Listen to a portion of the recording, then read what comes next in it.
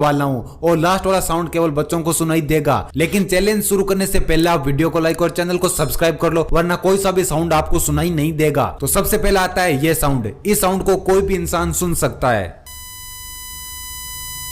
अब आता है ये साउंड। इस साउंड को केवल वही लोग सुन सकते हैं जिनके कान काफी अच्छे से काम करते हो।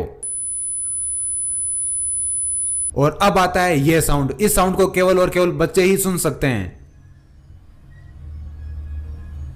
क्या ये साउंड आपको सुनाई